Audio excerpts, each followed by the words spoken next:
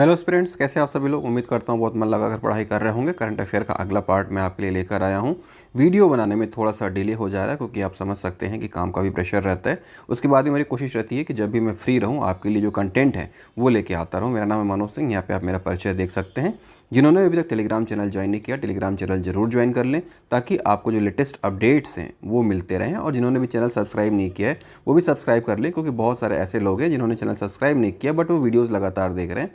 तो सब्सक्रिप्शन से आपके पास वीडियोस तुरंत पहुंच जाएंगे और उसके बाद आप इसको रेगुलर देख पाएंगे। आते हैं सीधे अपने कुछ क्वेश्चन पे जो लास्ट वीडियो में था। पहला क्वेश्चन ये था कि अंतर्राष्ट्रीय जैव विविधता दिवस कब मनाया जाता है। आप में से ज़्यादातर लोगों ने इसका सही आंसर दिया था 21 मई को। इसके बाद हम दूसरे क्वेश्चन की तरफ आते हैं। मितान योजना के अंतर्गत अब घर बैठे राशन कार्ड भी मिलेगा। योजना के लिए किस टोल फ्री नंबर पर कॉल करना होगा। इसका भी जवाब आप में से मैक्सिमम लोगों ने दिया था, जिसका ऑप्शन है डी 14545।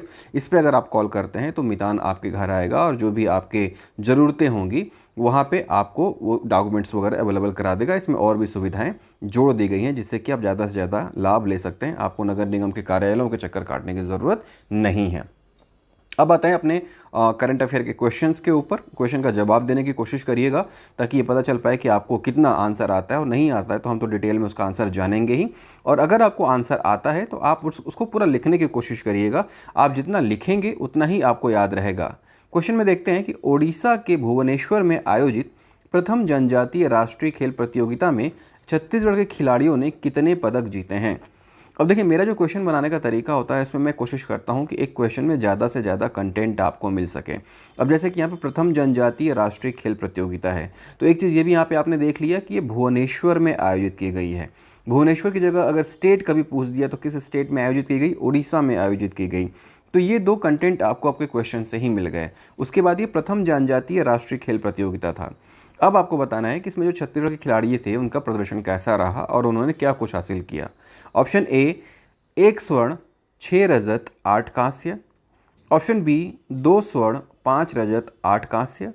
ऑप्शन सी 1 स्वर्ण 6 रजत 7 कांस्य। और ऑप्शन डी 2 स्वर्ण 4 रजत या 9 कांस्य। ठीक है, फिर से ऑप्शन दोहराते हैं। ए 1 गोल्ड 6 सिल्वर या 8 ब्रॉन्ज। बी देखिए 2 गोल्ड 5 सिल्वर या 8 ब्रॉन्ज। सी ऑप्शन है 1 गोल्ड 6 सिल्वर और 7 ब्रॉन्ज। ऑप्शन डी है 2 गोल्ड 4 सिल्वर और 9 ब्रॉन्ज। तो इस तरह से ये चार ऑप्शन, उसमें से कोई एक आपका ऑप्शन सही है। ये वो टीम है जिसने जिसने जनजातीय राष्ट्रीय खेल प्रतियोगिता में भाग लिया था। छत्तीसगढ़ की टीम है और काफ़ी अच्छा प्रदर्शन किया था। ऑप्शन आपको पता चल गया है। आंसर अगर नहीं पता तो सीधे हम आते हैं इसके डिटेलिंग पे और देखते हैं कि आखिरकार इसका आंसर क्या है। यह है इसका आंसर। देखिए, जो छत्तीसगढ़ की टीम है उसने प्रथम जनजातीय खेलों राष्ट्रीय प्रतियोगिता में 1 गोल्ड 6 सिल्वर और 8 ब्रॉन्ज, टोटल जो है 15 मेडल जीते थे। अब ये प्रतियोगिता कहाँ हुई थी वो तो आपने देख लिया, उड़ीसा के भुवनेश्वर में। लेकिन ये कब से कब तक हुई, 9 से 12 जून तक आयोजित है। ये भी फैक्ट आपके लिए इंपॉर्टेंट है। ठीक है, अब ये तो आपने जान ही लिया कि इन्होंने 1 गोल्ड 6 सिल्वर और 8 ब्रॉन्ज जीता था। ये आप जरूर नोट कर लीजिएगा अपने नोटबुक में, जो भी आप करंट अफेयर का नोटबुक बना रहे हैं, ताकि आपको बाद में रिवीजन करने में आसानी रहे। अब इसमें ये भी देख लीजिए कि ये जो टूर्नामेंट था उड़ीसा के भुवनेश्वर में, कुल कितने खिलाड़ी शामिल हुए थे। तो 18 राज्यों के खिलाड़ी इस टूर्नामेंट में शामिल हुए थे। अब जो गोल्ड एक मिला है छत्तीसगढ़ को, वो गोल्ड किसने जीता, तो वो गोल्ड जीता है छत्तीसगढ़ की गर्ल्स फुटबॉल टीम ने। और इसमें भी सबसे अच्छा प्रदर्शन किया किरण पिस्दा, जो कि रायपुर के फुटबॉल एकेडमी में प्रशिक्षण ले रही हैं। तो किरण पिस्दा नाम के खिलाड़ी को याद रखिए जो फुटबॉल खेलती हैं, क्योंकि कई बार क्वेश्चन सीधे पूछ देता है कि ये खिलाड़ी किस खेल से संबंधित हैं। तो किरण पिस्दा किस खेल से, फुटबॉल से। टूर्नामेंट में गोल्ड किसने जीता, फुटबॉल बालिका टीम ने। कुल कितने मेडल जीते, 15। कौन कौन से, तो 1, 6, 8 में इसको बांट लीजिए। कुल 18 राज्यों के खिलाड़ी इस टूर्नामेंट में शामिल हुए थे। जनजातीय खेल है इसलिए काफ़ी इंपॉर्टेंट है और आपके एग्जाम में इसके क्वेश्चन आने की बहुत ही ज़्यादा संभावना है। अगले क्वेश्चन की तरफ बढ़ते हैं। क्वेश्चन नंबर 2, रीपा उत्पादों की बिक्री के लिए किस जिले में चैट बोट की शुरुआत की गई है। चैट बोट क्या होता है, कई बार आप जब देखते हैं कि किसी कस्टमर केयर से आपको संपर्क करना होता है तो वो चैट की सुविधा देता है। और वो चैट पे कोई आदमी नहीं बल्कि एक रोबोट या एक तरफ से कहें कि जो वहाँ पे आर्टिफिशियल चीज़ें होती है वो रिप्लाई देता है। तो वैसे ही चैट बोट की शुरुआत की गई है छत्तीसगढ़ में रीपा उत्पादों की बिक्री के लिए, और एक जिले ने इसकी शुरुआत की है। आपको बताना है कि वो कौन सा जिला है जिसने चैट बोट की शुरुआत की है रीपा उत्पादों की बिक्री के लिए। आपके ऑप्शन है ए रायगढ़, बी रायपुर, सी बिलासपुर या डी भिलाई। रायगढ़, रायपुर, बिलासपुर या भिलाई, आप कमेंट बॉक्स में इसका आंसर बताइए। तब तक हम जानने की कोशिश करते हैं कि आखिरकार रीपा क्या होता है। रीपा आप जानते ही हैं, ठीक है, रूरल इंडस्ट्रियल पार्क, इसका शॉर्ट नाम है रीपा। ये महात्मा गांधी ग्रामीण औद्योगिक पार्क है। इनकी स्थापना हुई है गौठानों में। राज्य के जितने भी गौठान हैं वहाँ पे रीपा धीरे धीरे स्थापित किया जा रहा है। फिलहाल 300 रीपा स्थापित करने का लक्ष्य सरकार ने बनाया है। तो ये हो गया आपका रीपा, जिसे हम शॉर्ट में रीपा बोलते हैं। एक्चुअल में इसका नाम है महात्मा गांधी ग्रामीण औद्योगिक पार्क, जहाँ पे ग्रामीण बहुत सारे कार्य करते हैं और अपनी अर्थव्यवस्था को बेहतर बनाते हैं। उम्मीद है आपको ना ऑप्शन का जवाब दे दिया होगा। अब हम देखते हैं इसका सही ऑप्शन क्या है। तो सही ऑप्शन है रायगढ़ जिला। रायगढ़ जिले में मुख्यमंत्री भूपेश बघेल का दौरा था, तो उन्होंने महात्मा गांधी ग्रामीण औद्योगिक पार्क यानी कि रीपा के तहत विभिन्न प्रकार के उत्पादों के ऑर्डर के लिए चैटबोट का शुभारंभ किया था। अब ये जो चैटबोट है उसे जो ग्रामीण हैं वो यहाँ पे जो प्रोडक्ट बना रहे हैं रीपा के अंतर्गत, वो व्हाट्सएप के जरिए सीधे ग्राहकों को बेच सकेंगे। दैट मीन्स कि अगर किसी कस्टमर को कोई प्रोडक्ट चाहिए तो वो चैटबोट के माध्यम से ऑर्डर करेगा, वो ऑर्डर व्हाट्सएप से जाके उस उद्यमी को मिलेगा और सीधे वहीं से उसको पैक करके सामान भेज दिया जाएगा। तो ये एक यूनिक पहल है कि लोगों को आना ना पड़े, या लोगों को जो भी प्रोडक्ट है उनको बारे में पता हो, और पहले से जब पता हो तो उस चीज़ को खरीदने में उनको आसानी रहेगी। ये एक क्वेश्चन है, इसको देखिएगा। आगे बढ़ते हैं अगले क्वेश्चन की तरफ।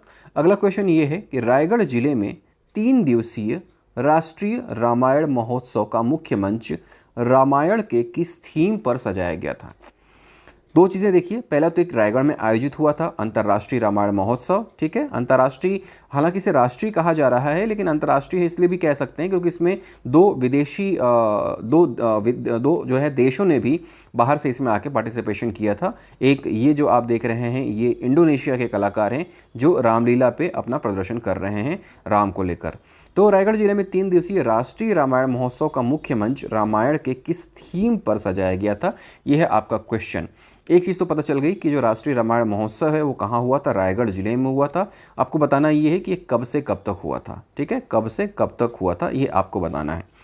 तो आपके ऑप्शन है यहाँ पे ए किष्किंधा कांड, बी लंका कांड, सी अरण्य कांड या डी शबरी कांड। ये रामायण के अलग अलग जो हैं वो चैप्टर्स हैं। आपको बताना है कि किस चैप्टर को लेकर जो रायगढ़ में राष्ट्रीय रामायण महोत्सव मनाया गया था उसका मंच किस चैप्टर को लेकर सजाया गया था, आखिरकार उसकी थीम क्या थी, किस थीम पे पूरा ये रामायण महोत्सव आयोजित किया गया था। ऑप्शन आपके सामने है, उम्मीद करता हूँ जवाब आपको पता है, कमेंट बॉक्स में आपने लिख दिया है। अब देखते हैं वाकई में इसका आंसर क्या है। तो इसका आंसर है अरण्य कांड। अरण्यकांड थीम पर सजाया गया था और पूरे मंच को पर्णकुटी से सजाया गया था, जैसे कि ऐसा ही लगे कि जंगल में कोई किसी तरह से अपनी व्यवस्था करके वहाँ पे रह रहा है। पर्णकुटी मतलब क्या होता है, जंगल में देखिए रहने की कोई व्यवस्था तो पुराने समय में रहती नहीं थी, तो वहाँ पे पेड़ पौधों के पत्तियों को लपेटे अपनी व्यवस्था की और वहाँ पे रहने के लिए एक झोपड़ी नुमा चीज़ कुछ भी बना लिए। तो वैसा ही था ये अरण्यकांड के ऊपर पर्णकुटी को सजाया गया था। ऐतिहासिक रामलीला मैदान में इसका आयोजन किया था, ये भी याद रखिएगा। महोत्सव कितने दिन का था, 3 दिन का था। जैसे कि हम लगातार बोलते रहते हैं कि हमारे राम किसके हैं, कौशल्या के राम हैं, हमारे राम वनवासियों के राम हैं और हम सब के भांजे हैं राम। क्यों? क्योंकि छत्तीसगढ़ में उनकी माता जी का घर है और इस तरह से वो हमारे भांजे हुए। ये जो कार्यक्रम था इसमें रोजाना सामूहिक हनुमान चालीसा का आयोजन भी किया जाता था। अब एक बात ये आती है कि अरण्यकांड आखिरकार क्या है। अगर अरण्यकांड की आपको जानकारी ना हो तो इसके बारे में आप पढ़िएगा। उसके पहले मैं छोटा सा डिटेल आपको बता देता हूँ कि जब राम जंगल में आए थे तो उसके बाद वहाँ पे एक मृग दिखा था जो कि सोने के कलर का था और सीता माता ने ये कहा था कि मुझे इसकी खाल चाहिए। राम उसके पीछे पीछे चले गए, लेकिन एक्चुअल में वो रावण की चाल थी। वहाँ पे जब राम ने उस मृग को मार दिया तो उसके बाद उसने बनावटी बात निकाली और हे लक्ष्मण कहा। सीता को लगा कि भगवान राम जो है वो मुश्किल में है और लक्ष्मण को उन्होंने भगवान राम के पीछे भेज दिया। और इस बीच रावण वहाँ पे आधम का, किसके भेष में, ऋषि के भेष में, और उसने सीता माता का अपहरण कर लिया। और इसके बाद जटायु से उनका युद्ध हुआ। जटायु से युद्ध होने के बाद जटायु ने राम को बताया और फिर राम जो है सीता की खोज में जंगलों से होते हुए वो गए लंका और यहीं से शुरुआत हुई थी छत्तीसगढ़ में उनके घुसने की, जहाँ पे शबरी माता से उनकी मुलाकात हुई थी। तो यही है पूरा अरण्य कांड, ठीक है। अरण्य एक ऑफिस का भी नाम है जिसके बारे में मैं पहले बता चुका हूँ। छत्तीसगढ़ में एक कार्यालय जिसका नाम अरण्य है, उसके बारे में बताइए कि किस विभाग का ऑफिस है। तो इस तरह से ये जो रामायण महोत्सव है काफ़ी इंपॉर्टेंट है आपके लिए। इससे कुछ ना कुछ क्वेश्चन तो ज़रूर आएगा, इसके लिए आप तैयार रहिएगा। अगले क्वेश्चन की तरफ बढ़ते हैं। किस जिले के कोकोड़ी ग्राम में 141 करोड़ रुपए की लागत से मक्का प्रोसेसिंग प्लांट की स्थापना की जा रही है। मक्का प्रोसेसिंग प्लांट कहाँ स्थापित हो रहा है ये आपको मालूम है। दो तीन जानकारियां मैंने और दे दी कि ये कोकोड़ी ग्राम में है और इसकी लागत कितनी है, 141 करोड़ रुपए की। आपके ऑप्शन है ए कांकेर, बी कोंडागांव, सी सुकमा या डी बीजापुर। मुझे उम्मीद है कि आप में से ज़्यादातर इसका आंसर सही देंगे। कांकेर, कोंडागांव, सुकमा या बीजापुर, आपको सही आंसर बताना है कि सही आंसर क्या है। तो इसका सही आंसर है कोंडागांव। कोंडागांव जिले के कोकोड़ी ग्राम में इस मक्का प्रोसेसिंग प्लांट की स्थापना की जा रही है। इस प्लांट की स्थापना का उद्देश्य क्या है ये भी आपको जानना है। उद्देश्य ये है कि जो राज्य के मक्का उत्पादक किसान हैं, विशेषकर जो बस्तर अंचल के मक्का उत्पादन किसान हैं, उनको जो है उनकी उपज का बेहतर लाभ सुनिश्चित हो, उनको उनकी उपज का बेहतर लाभ मिले, इसीलिए ये मक्का प्रोसेसिंग प्लांट जिसकी लागत 141 करोड़ है स्थापित किया जा रहा है और जल्दी ही ये स्थापित हो जाएगा। और ये जो प्रोसेसिंग प्लांट है यह माँ दंतेश्वरी मक्का प्रसंस्करण सहकारी समिति की देखरेख में संचालित होगा। इसके लिए एक समिति बना दी गई है और वो समिति कौन है, माँ दंतेश्वरी मक्का प्रसंस्करण सहकारी समिति। इसकी देखरेख में ये प्लांट संचालित होगा। तो इस तरह से सारे फैक्ट्स हैं, इसको आप नोट डाउन करते रहिए और अपनी नोटबुक अच्छे से बनाते रहिए ताकि एग्जाम के टाइम में आपको रिवीजन में आसानी रहे। नेक्स्ट क्वेश्चन देखते हैं। सरगुजा के रामगढ़ में महोत्सव का आयोजन किस दिन किया जाता है। रामगढ़ महोत्सव होता है हम जानते हैं, और रामगढ़ भी किससे जुड़ा हुआ है, राम वन गमन पथ से जुड़ा हुआ है। तो राम वन गमन पथ के अंतर्गत रामगढ़ है, तो रामगढ़ से जुड़ी जो चीज़ें जो है वो इंपॉर्टेंट है। अब आपको ये बताना है कि रामगढ़ का जो महोत्सव होता है उसको आखिरकार किस दिन जो है मनाया जाता है। आपके ऑप्शन है ए आषाढ़ के पहले दिन, ऑप्शन बी सावन के पहले दिन, ऑप्शन सी भादों के पहले दिन या ऑप्शन डी इनमें से कोई नहीं। आषाढ़ के पहले दिन, सावन के पहले दिन, भादों के पहले दिन या इनमें से कोई नहीं। आपको आज आंसर बताना है, कमेंट बॉक्स में आप बताइए। तब तक हम रामगढ़ के बारे में भी चर्चा करेंगे क्योंकि यहाँ पे कुछ ऐसी चीज़ें हैं जो एग्जाम में लगातार पूछती हैं, जैसे कि सीता बेंगरा गुफा। सीता बेंगरा गुफा से अक्सर क्वेश्चन यहाँ पे पूछा जाता है। यहीं पे हाथी खोल भी है और यहीं पे एक हाथी खोल है जिसको कि हम गुफा नुमा है और हम ऐसा मानते हैं कि यहाँ से पहले हाथी होकर गुजरा करते थे, इसलिए इस जगह का नाम हाथी खोल है। और यहीं पे एक और गुफा है जिसे हम क्या कहते हैं, जोगी मारा। ठीक है, यहाँ पे दो कलाकार थे, उनके बारे में अक्सर यहाँ पे पूछा जाता है। तो इसका क्वेश्चन का आंसर मुझे लगता है कि आपने दे दिया होगा। हम सीधे आते हैं इसके आंसर के ऊपर। आंसर क्या है, आषाढ़स्य प्रथम दिवसे, इसका मतलब आषाढ़ के पहले दिन रामगढ़ महोत्सव का आयोजन किया जाता है। ठीक है, ये राम वनगमन पर्यटन परिपथ के अंतर्गत है और आषाढ़ के पहले दिन यानी आषाढ़ माह के पहले दिन इसका शुभारंभ किया जाता है। ये जो आयोजन होता है ये 2 दिन का होता है। पहले दिन शोध पत्रों का वाचन होता है और उसके बाद शोध संगोष्ठी होती है। इस बार जो शोध संगोष्ठी हुई उसमें 40 से ज़्यादा शोधार्थी शामिल हुए। कवि सम्मेलन का भी आयोजन किया जाता है। ठीक है, तो रामगढ़ कहाँ पे है, सरगुजा जिले में है, राम वनगमन परिपथ में शामिल है। ये एक पर्यटन स्थल है, संरक्षित स्थल है और इसके कुछ नाम है जो अक्सर एग्जाम में पूछते हैं, जिसकी अभी मैंने जिक्र कर दिया। तो इसको अच्छे से रिवाइज आप कर लीजिएगा ताकि इससे रिलेटेड कोई क्वेश्चन आए तो वो आपसे न छूटे। अब यहाँ पे इस एक क्वेश्चन से आपका राम वनगमन परिपथ कंप्लीट हुआ, रामगढ़ के बारे में आपने जान लिया, एक पर्व त्यौहार भी आपने जान लिया। इस तरह से एक ही क्वेश्चन में 4 से 5 फैक्ट्स आपको मिले। इसी तरह से आपको पढ़ना है ताकि आप जब एक क्वेश्चन पढ़ें तो आपके मैक्सिमम क्वेश्चन तैयार होते रहें। अगला क्वेश्चन देखते हैं। पहुंच विहीन ग्रामों के लिए डॉक्टर तुमचो दुआर कार्यक्रम की शुरुआत कहाँ की गई है। पहुंच विहीन ग्रामों के लिए डॉक्टर तुमचो दुआर। देखिए, पहुंच विहीन ग्राम का मतलब क्या हुआ, ऐसे ग्राम जो अक्सर बारिश वगैरह के मौसम में कट जाते हैं या फिर आम दिनों में भी वहां पहुंचना काफ़ी मुश्किल रहता है।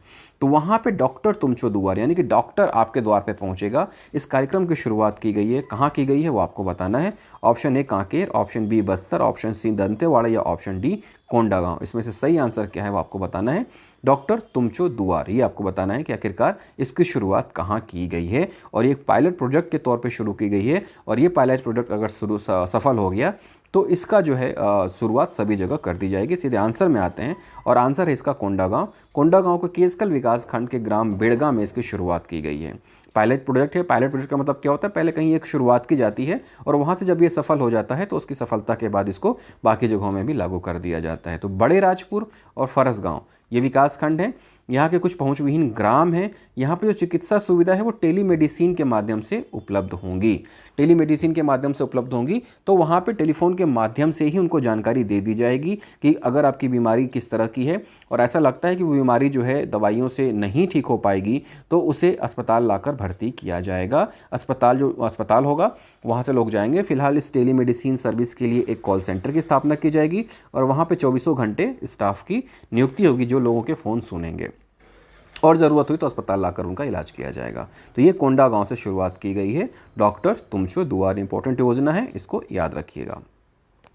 खेल से जुड़ा हुआ एक क्वेश्चन, खेल से अक्सर क्वेश्चन आते हैं और आप कहते हैं कि खेल से जुड़े हुए क्वेश्चन आप तैयार नहीं कर पाते हैं, तो मेरी कोशिश रहती है कि खेल से जुड़े हुए क्वेश्चन मैक्सिमम मैं आपके पास लेकर आऊँ।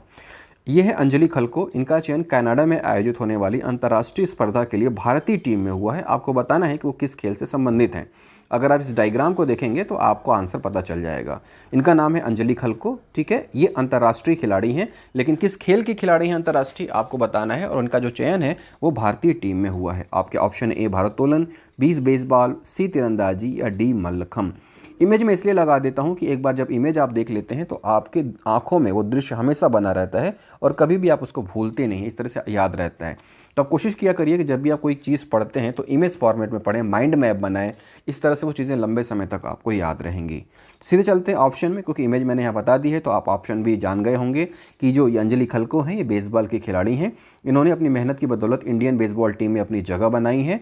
ये अभी हांगकांग खेल कर आई हैं और उसके बाद अभी इनका सिलेक्शन कनाडा में आयोजित होने वाले प्रतियोगिता में हुआ है भारतीय टीम के लिए, ठीक है। हांगकांग में जो भारतीय टीम शामिल हुई थी उसमें वो 6वें स्थान पर रही थी। तो इस तरह से आप देखें कि छत्तीसगढ़ के कोने कोने से जो खिलाड़ी हैं वो अपना नाम रोशन कर रहे हैं देश विदेश में और एक अच्छा मुकाम हासिल कर रहे हैं अपनी मेहनत की बदौलत।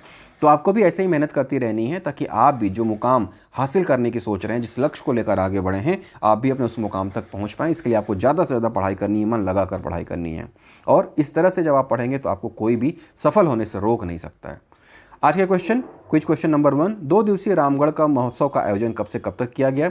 एक चीज़ तो मैंने बता दी थी कि जो पहला दिन होता है वो आषाढ़ का पहला दिन होता है, और आपको बताना है कि डेट वाइज ये कब कब आयोजित हुआ था, यहाँ पे आपको बताना है। पहला ऑप्शन है ए 4 से 5 जून, बी 5 से 6 जून, सी 6 से 7 जून या डी 3 से 4 जून, ठीक है। 4 से 5, 5 से 6, 6 से 7 या 3 से 4, कौन से दिन इसका आयोजन हुआ था आपको बताना है। ये एक चीज़ ऐतिहासिक जुड़ी हुई है क्योंकि यहाँ माना जाता है कि जो कवि कालिदास हैं इन्होंने अपनी रचना की थी यहाँ पे, ठीक है। वो रचना कौन सी थी वो भी आपको कमेंट बॉक्स में लिख के बताना है कि आखिरकार किसके लिए इसको जाना जाता है।